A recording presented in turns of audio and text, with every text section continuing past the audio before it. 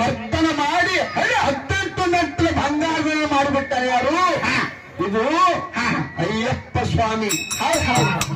ಇದು ಎದರಲಿಂದಪ್ಪ ಅಂದ್ರ ಮೋಹಲಿಂದ. ಹೌದಾ? ಹರಿ ಕೃಷ್ಣ ಮೋಹಿನಿ ಆದ, ಶಿವ ಹರ ಆದ.